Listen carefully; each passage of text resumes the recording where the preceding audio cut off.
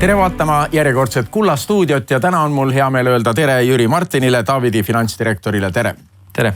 Räägime täna sellest, kuhu oma teenitud raha paigutada, oma sääste paigutada, kuhu investeerida. Kõigepealt võib-olla teeme sellise mõttelise vahe, mis on investeerimine ja mis on lihtsalt raha alles hoidmine. Jah, et see ongi võib-olla oluline see investeerimise mõiste enda jaoks selgeks teha, et see võib olla ka inimestel erinev, igalühel on see kuidagi, tema tajub seda erinevalt, aga... Investeerimine ei ole raha lihtsalt sukasäärde panemine? Jah, et mina näen teda pigem ikkagi see eesmärgiga, et see raha peaks nüüd midagi hakkama tegema või kuidagi kasvama siis. Et ütleme, mulle võib-olla meeldiks kõige rohkem rääkida investeerimist, kui me ehitame uue tehase näiteks, siis me oleme investeerinud kuhugi, see tehas on efektiivne, annab mingit toodangut, et siis me räägime nagu investeerimisest. Et sukasäärde paigutamine ja see ei ole investeerimine, et see on ikka säästmine. Kui palju on neid inimesi teie arvates tänases maailmas veel, kes usuvad, et see dollar või euro või münt või rubla, ükskõik mis vääring parajasti käibel on kindlas kohas, kui ta on sukasääres? Ma arvan, et neid ei ole väga palju. Raske küll öelda, ei ole niimoodi küsinud, aga ma arvan, et ei ole. Ja üks asi on see, et kui me paigutame selle raha sukasäärde, siis me paratamatult jookseme nagu võiduajaga, et aeg hakkab seda kogutud summat nagu purema, ehk siis ostujõud väheneb tal kogu aeg. Et see on võib-olla selline kõige konservatiivsem meetod, aga ma arvan, et see võib-olla ei ole kõige efektiivsem jälle. Ja kui rääkida nüüd investeerimisest, siis on valikuid ju üsna palju, mida oma rahaga siis teha, kus ta kasvama panna. Üks võimalus on muidugi kinnisvara, mis tuleb esimesena paljudel meelde, et see on üks kindel asi, raha eest ostetakse midagi kindlat. Kas kinnisvara nüüd kindel on, seda nüüd ei julge nii otseselt väita. Et ma ei tea, kui me vaatame mingisuguseid perioode maailma ajaloos, siis on kinnisvara olnud ka tihtipeale muutunud ainult koormuseks. Räägime näiteks Detroitist siin mõned aastakümned tagasi või Jaapanist 1980 ja edasi. Aga ütleme, et need on võib-olla pigem erandid, et jah, kinnisvara siiski on siiamaani midagi, mis toodab üldjuhul inimestele rohkem tagasi, kui sinna paigutatud on. Kinnisvara on just hea näide seepärast, et ta on kindel, sest teine suur valdkond, kuhu raha võib paigutada, on aktsiad. Ja aktsiaturule raha paigutades on ebakindlust kui palju rohkem. Jah, ja kui me täna vaatame ettevõtteid, eks ole, kuhu raha paigutatakse, siis ju tegelik loogika peaks ju seisnema selles, et me ostame ettevõtte aktsiaid mitte selle eesmärgiga, et need aktsiad ise tõuseksid, vaid me loodame sealt saada ikkagi dividende, sest ettevõtluse mõte seisneb ikkagi kasumi teenimises ja sealt dividendide saamises. Ja võt nüüd jõuamegi sinna, et tänasel päeval, kui palju neid aktsiaid nüüd on, siis meil võimalik osta, kus kasumit teenitakse ja mille pealt nagu dividende saadakse. Et mina arvan, et enamuses inimesi ikka loodab selle peale, et see aktsia hind ise tõuseb ja siis selle läbi teenitakse nagu kasumit. Ja siis kolmas valdkond on riikide obligatsioonid, väärtpaberid, millesse ka saab investeerida ja seda peetakse aktsiate kõrval ikkagi oluliselt konservatiivsemaks ja kindlamaks investeeringuks. Jah, ega ma ei ole väga suur spetsialist küll nüüd riigi võlakirjade osas, aga jah, nad nagu... Kui räägime suurtes kategooriad? Jah, et võib ju küll, niimoodi hästi lihtsustades öelda, et kui riik ju pankrotti ei lähe, et siis peaks ju oma raha tagasi saama koos intressidega, eks ole, aga kas inflatsioon on olnud kiirem või mitte, see on nüüd küsimus sellele. Seda näitab, eks ole, aeg.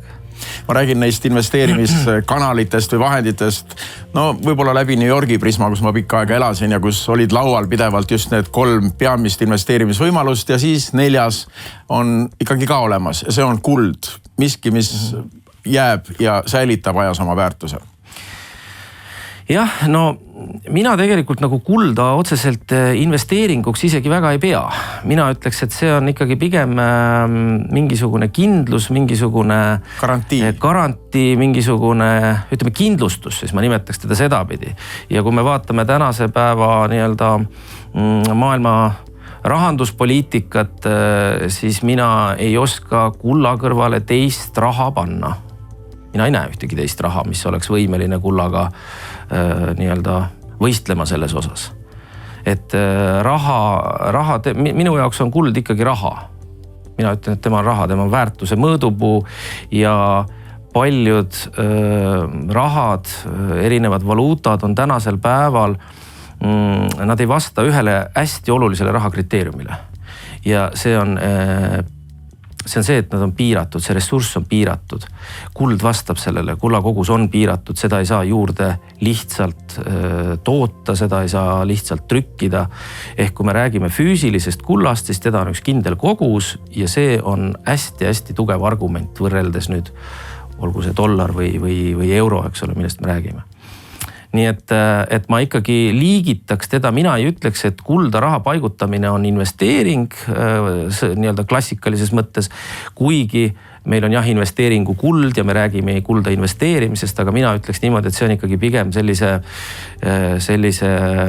paigutamine, nii-öelda õunapuu alla paigutamine, mis on rasketel hetkedel vajalik võib-olla nii-öelda üleelamiseks, siis raskete hetkede üleelamiseks. Kui öeldakse, et investeeringute läbi võidavad alati need, kes võtavad kõige suuremaid riske, siis see inimene, kes oma raha kulda paigutab, on ilmselt kõige konservatiivsem, kes ei taha eriti riske võtta. Ilmselt küll jah, aga ma ikkagi jaotaks, ütleme nii palju kui mina investeerimise asjadest aru saan, et siis mina ikkagi jaotaks erinevatesse portfellidesse seda ja see, kas nüüd keegi ostab aktsiaid või loob oma ettevõttega, see on investeering, eks ole, või koolitab lapsi, on investeering või koolitab ennast, eks ole.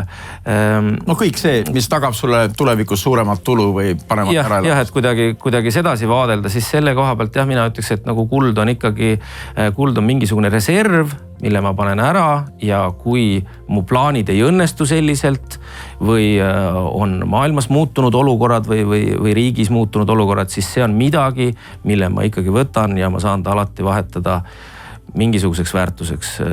Saan süüa osta, saan võib-olla advokaatidele maksta, kui on pankrotiprotsess näiteks või midagi taolist, eks ole. Igasugu asju võib elus ette tulla.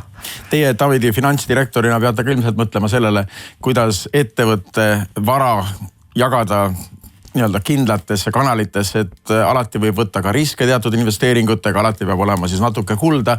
Aga nüüd üksikisiku seisukohalt vaadates, kuidas oma seda investeeringu portfelli siis jagada nii, et oleks tagatis ühel ajal ja samal ajal oleks ka võimalus kuskilt nii-öelda tulu teenida kiiremini? No kui me vaatame nüüd, ütleme klassikalises mõttes, ütleme investeeringute hajutamist või et meil peaks olema midagi sellist turvalist ja läbi ajaloo mina ütleks, et kuld on see olnud, see varaklass, siis öeldakse, et kuskil 15% võiks olla see. See nurgakivi. Nii-öelda jah, et mida siis ei puudu. Ja täna mina ütlen, et see kehtib nagu sellistel stabiilsetel aegadel. Mina ei julge öelda, et täna oleks stabiilne aeg meil nii-öelda rahanduses. See tähendab, kui me vaatame raha, kui me mõtleme kas või niisuguse fakti peale, et Euribor on negatiivne. See on ju absurd tegelikult, eks ole. Et kes nüüd on siis valmis, see peaks tähistama või näitama raha intressi, raha väärtust, eks ole. Ehk keegi on nõus oma raha niimoodi välja laenama, et ta saab vähem tagasi. Mina niisugust inimest ei ole kohanud siiamaani. Mis tähendab, et see on ikkagi kunstlikult saavutatud ja kui mingisuguseid asju jõuga proovitakse ellu viia ja kuidagi kunstlikult seda läbi viia, siis see on väga selge signaal sellest, et midagi on ikka väga valesti. Nii et tulles tagasi selle juurde, siis mina ütlen, et täna võiks ikkagi kullapositsioon pigem olla suurem kui 15% või isegi 20 või 30%, aga ütleme, siin peab igaüks nagu leidma mingisuguse oma lahenduse, et ei saa ju terve elu ka niimoodi elada, et ma nüüd ostan selle kulla ära ja siis olen niimoodi nurgas üksinda ja ootan, kuni katastroof tuleb. Et tegelikult on vaja ju elu elada, et elu on ju palju muid ja palju vägevamaid asju ka, kui kulda investeerida. Et lapsega kalal käia on väga tore ja oma abikaasat kallistada on väga tore, palju kihvtim kui kulda investeerida. Nii et seda peab ikkagi vaatama kuidagi sellise tervikuna. Et see on selline minu meelest üks vajalik, aga mitte eriti selline glamuurne üritus seda kulda osta, kuigi ta särab. aga miks see siiski nii on? Ühelt poolt on ju mõistetav, et me tahame stabiilsust, kõik tahame stabiilsust elus, tahame kallistada oma abikaasat, aga samal ajal olla kindlad, et homme leiame koos abikaasa ennast tänavalt. Et miks siiski see kuld on ainult 15%, seal kuskil nurgas väike osa, et miks me ei taha seda stabiilsust suuremal määral? Vot see kindlasti sõltub inimesest. Ma arvan, et on neid inimesi, kes tahavad, et see rohkem, et sinna nagu rohkem koguneks protsentuaalselt seda, aga ma just mõtlen selle peale, et kui ma võtan ennast nagu inimtüübina, siis mina tahaks ikka mingit põnevaid asju teha. Ja muidugi võib-olla on kiusatus veel pigem minna selle nii-öelda nurgakivi kallale, eks ole, aga no vot seda ei tohiks nagu nüüd teha. Aga tegelikult on ju põnevaid asju, millega teha, kas luua oma ettevõtte või ka kulutada on ju ka täitsa tore tegelikult. Ega siis restoranis on ju ka hea käia ja kontserditel ja noh, nagu ma mõtlen, et hoolimata sellest, et ka nii-öelda minu nägemus on, et asjad maailma majanduses ei ole väga head. Ma ei poolda seda sellist hästi negatiivset suhtumist või sellist kuidagi, et nüüd on kõik väga halb ja nüüd ma ei julge seda teha ja nüüd ma ei julge seda teha. Noh, kuhu me siis nüüd jõuame sedasi, eks ole, et üks hetk tuleb ära surra ja siis ei olegi midagi teinud. Siis vaatad oma suurt kullahunnikut ja mõtled, vaata, näed, elu on läbi läinud niimoodi, et ei jõudnudki midagi põnevat teha.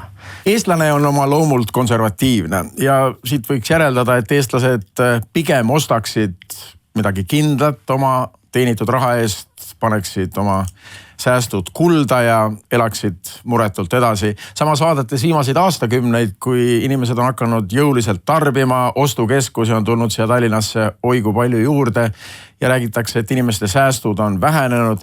No, Davidis on teil väga hea pilt sellest, kui palju eestlane ostab kulda. Milline on eestlase praegune finantskäitumine? Kas ta on pigem konservatiiv, kes säästab ja talletab või kulutab?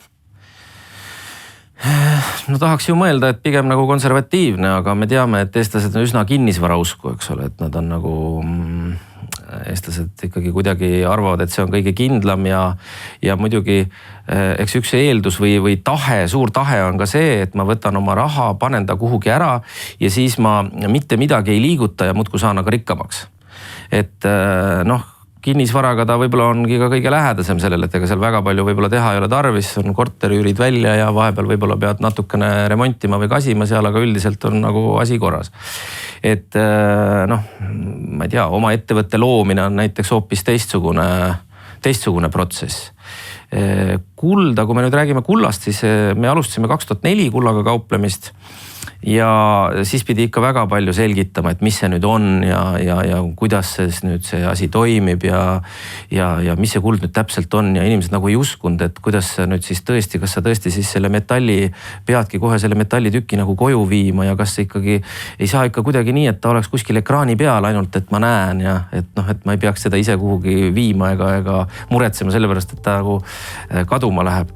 Et no tänasel päeval ma arvan, et nüüd eestlased teavad nagu rohkem ikkagi sellest, aga eks see meie ju mõte ja eesmärk ongi, et näidata seda, kuidas meie maailma näeme, kuidas meie vaatame selle nii-öelda kulla peale, et meie jaoks ikkagi väga selgelt kuld ei tähenda elektriimpulssi ekraanil. Kuld on midagi, mida sa võtad kätte ja paned taskusse või paned õunapuu alla või kuhu veel. Et see on midagi sellist, et vastasel juhul ta ei ole kuld, vaid ta on mingisugune lubadus. See on kellegi lubadus midagi anda. Ja vaat see on juba, me sõltume kellestki kolmandast osapoolest või neljandast või veel mitmest osapoolest ja see on midagi, mis igapäevaselt toimib. Aga just kui me räägime kullast, et ta on kriisi jaoks vajalik, vaat siis kriisi tingimustes ei pruugi see asi nii olla. See on huvitav, et te räägite, et kui 2004. aastal alustasite, pidite selgitama, mis kuld on ja miks ta on hea investeering või raha paigutus, kindel paigutus. Tundub, et see on ju meil aiu talletatud kõigile, et kuld on kõige kallim asi, kuld on väärtus. Et inimesed kõik peaksid nagu aru saama, et kuld see ongi väärtus, aga tuleb välja, et mitte. Et seda tuleb selgitada jälle uuesti ja uuesti. Jah, et paraku on ikkagi niimoodi, et usutakse väga tugevalt ikkagi nagu, kuidas ma ütlen, klassikalisse rahasse ehk siis ütleme fiat valuutadesse või no on see siis euro või on see dollar või on see yuan, ega seal suurt vahet ei ole.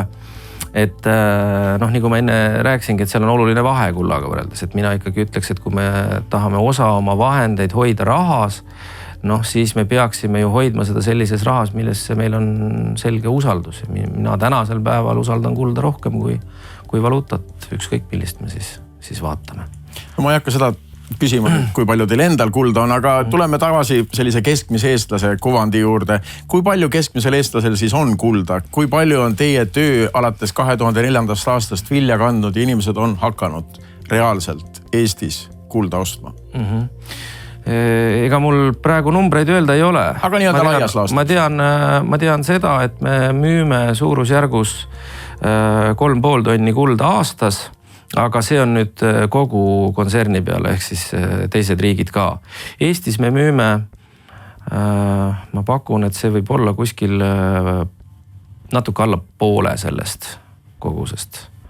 Ja noh, osa läheb muidugi ka eksporti, aga on muidugi neid inimesi on ikkagi rohkem ja neid inimesi see teadlikkus on ikkagi tõusnud tänasel päeval, et ütleme, et 15 aastat on ikkagi teinud mingisuguse töö selles osas, et inimeste teadlikkus on suurenenud.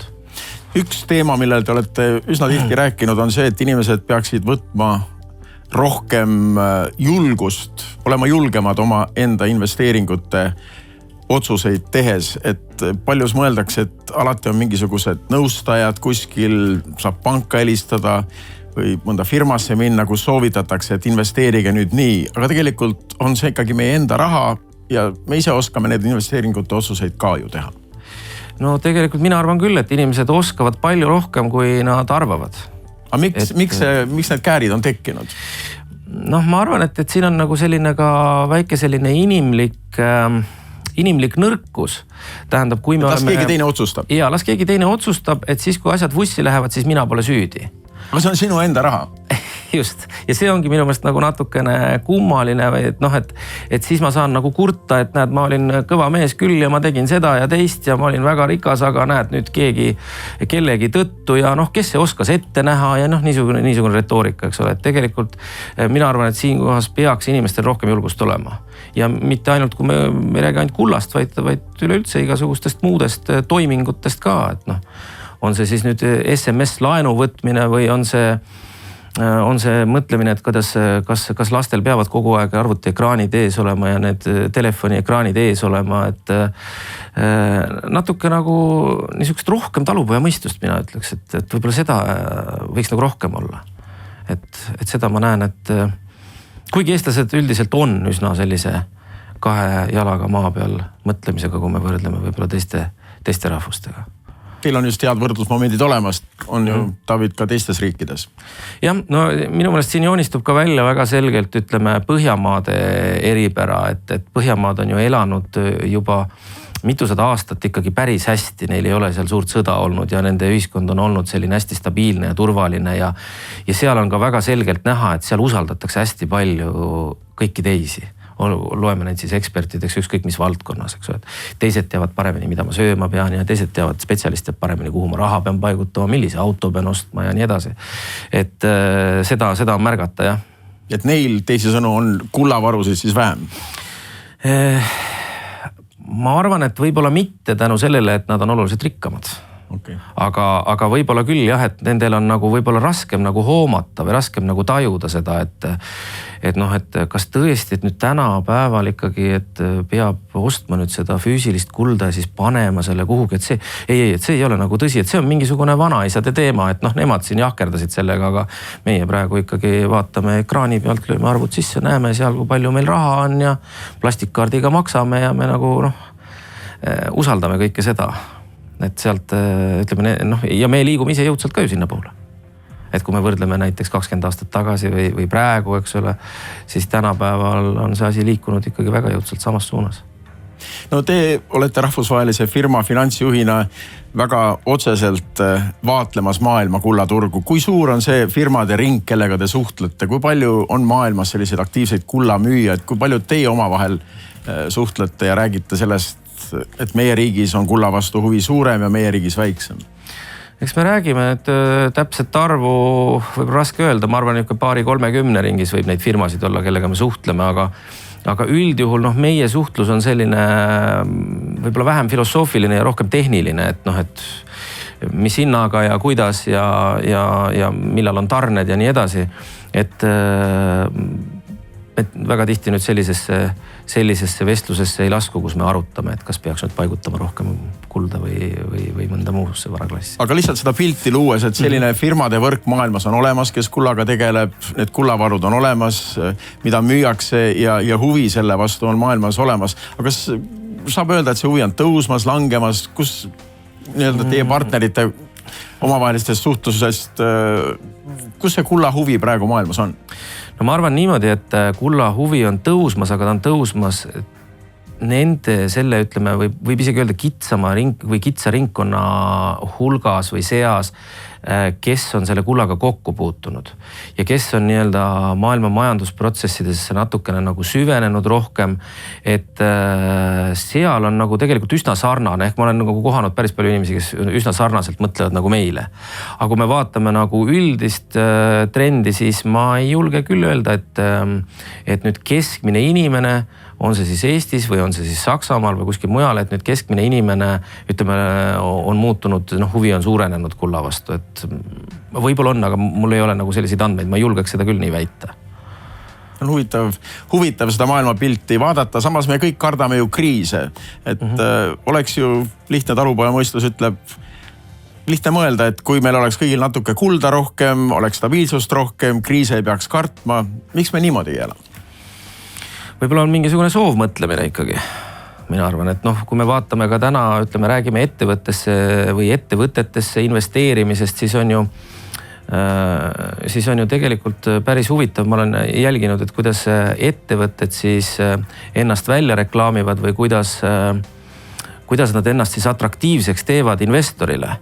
Ja minu jaoks on täitsa huvitav koht, et ma ei näe enam neid ettevõtteid, kes ütlevad, teate, et me toodame nii palju kasumit, et me oleme nii kasumlik ja meil on need ja need majandusnäitajad väga head, et tihtipeale me kuuleme, palju on raha tõstetud. See on niisugune hästi tore väljend. Eriti just idufirmade ja uue majanduse. Palju me oleme tõstnud, ehk siis me võitleme või võistleme siis omavahel sellega, palju keegi on suutnud investorite raha laiaks lüüa. Et me peaksime ikka võistlema selles osas, palju me neile oleme suutnud teenida. Aga et kui niisuguseid tendentse vaadata, eks ole, ja muidugi, siin on vastuargumente ju ka olemas, eks ole, et näed, meil on siin riskivärk ja vaata Facebooki ja vaata Skype'i ja need on kõik samamoodi tulnud ja nüüd nad on suured tegijad, eks ole.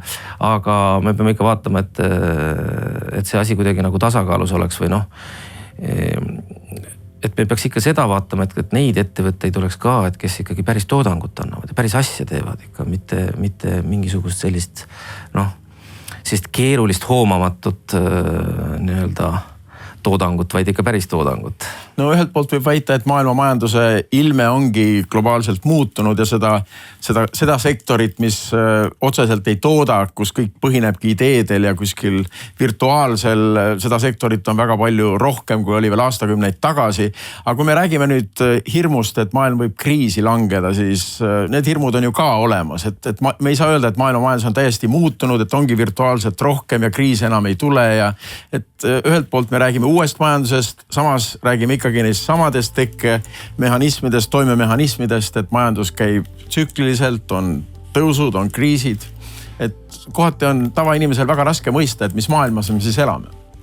Jah, ja võt siin on ka seesama arusaamine minu jaoks, et kui me räägime kas kulda investeerimisest või me räägime majandusest, siis see on ju tegelikult üks pisikene osa kogu nii-öelda maailma toimimisest, eks ole, see on mingisugune üks rahanduse osa, eks ole, või üks majanduse osa on see kuld, eks ole, aga tegelikkuses on ju teisi protsesse ka, mida on vaja nagu jälgida ja millest aru saada. Ja ega inimloomus ei ole muutunud aastatuhandete jooksul. Ahnus on endiselt ahnus, armastus on endiselt armastus, et need toimemehhanismid, ma arvan, on samad. Ei ole vahet, kas me vahetame savitahvleid, nagu Egiptuses olid aastatuhandeid tagasi. täna me vahetame, eks ole, oma bitte saadame. et see on tehniline lahendus lihtsalt, kuidas me seda siis rikkust või vara kuidagi siis kanname ühele poole või teisele poole. aga see algne tekkemehhanism ja see loogika on minu meelest ikkagi sama, et inimesed on ikkagi oma olemuselt ei ole inimene muutunud. et see on võib-olla midagi, mida peaks nagu arvestama, et see, et me täna näeme uusi asju, me näeme pealispinda, see pealispind on uus. sisu on vana. Vot sellesse sisusse tuleb nagu süübida ja sellest sisust tuleb aru saada. Et noh, kuidas ikkagi nii-öelda vaheltkasuvõtja tahab ikka rikkaks saada samamoodi nagu ta siis tahtis, tahab ta nüüd, eks ole, või liiakasuvõtja. Ja pankur tahab ikka laenu anda odavamalt või laenu välja anda kallimalt ja raha sisse saada odavamalt. Seal ei ole midagi muutunud, et kas me nüüd kanname üle seda klaviatuuri teel või anname kullakangi või anname savitahvli või on see usaldus, anname sõna, eks ole, see on kõik täpselt sama. Et huvitav on mõelda, et maailm on muutunud kirevamaks, keerulisemaks, aga samas on kõik ikkagi, kui samm tagasi teha, väga lihtne. Me oleme inimesed ikka täpselt samasugused, no teiste võimalustega, aga loomuselt samasugused nagu olid inimesed 1000 aastat tagasi. Mina näen küll seda nii, jah. Ja 1000 aastat tagasi oli see sama kuld ka ju maailmas olemas ja siis ka öeldi, et see on väärtus. Et huvitav, et see ei ole muutunud. Ei ole jah.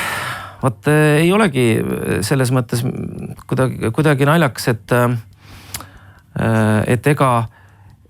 ega ta oli siis ikkagi nagu raha või väärtuse mõõdupuu ja ta on täna samasugune.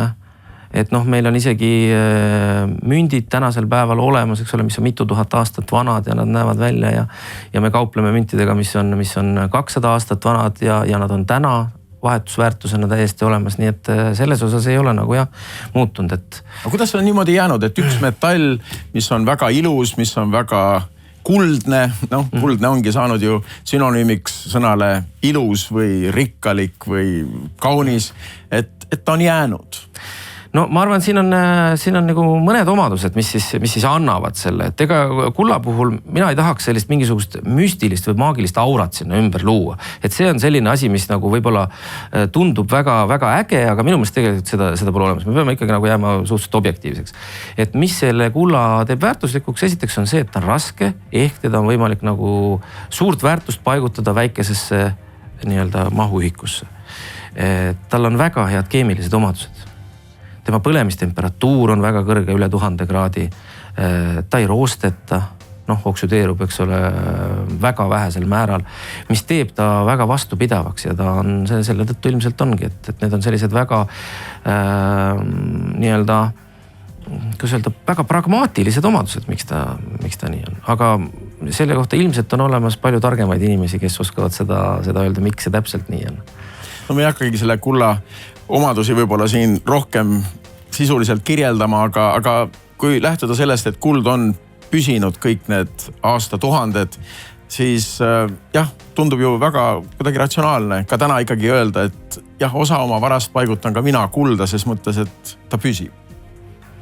Jah, ja ma ütlen, et täpselt samamoodi nagu haridus või teadmised on midagi sellist, mis on nagu väärtus, mis mina ütlen, et on võib-olla olulisem väärtus ikkagi kui kuld veel tänasel päeval ja ka ütleme varasemalt. Aga samamoodi nagu haridus, samamoodi on ka jäänud, ütleme raha väärtuse mõõtmiseks on ikkagi kuld jäänud kuidagi püsima ja noh, on ju hõbe ka tegelikult, ega päris nii ei saa öelda, et nüüd ainult kuld on, eks ole, hõbemündid samamoodi. Varasemalt oli ka veel vask, eks ole, või pronks, aga kuld on jah. Ilmselt sellepärast, et teda on ka piiratud, noh suhteliselt piiratud hulk ikkagi. Sellel kulla jutul on selline omadus, et seda võib väga pikalt rääkida ja samal ajal nagu otseseid vastuseid ei ole. Me teame, et on üks asi, mis on jääv, mis on ja seda peab reklaamima, samas ei pea reklaamida, aga ma arvan, et selle praeguse vestlusega me saime inimestele vähemalt öelda, et mõelge kullale ja mõelge sellele, et te ise peaksite langetama oma otsuseid ja te ise olete oma tuleviku ja finantstuleviku kujundajad ning ei pea kellegi teiste käest küsima, et mis ma nüüd oma rahaga teen. Et saate ise otsustada ja saate ise otsustada ka seda, kas kulda paigutada raha või mitte, aga see võimalus on olemas ja võimalust pakub teile ka Taavit, teie firma, kus te finantsdirektorina töötate, Jüri Martin, aitäh selle vestluse eest. jah, aitäh.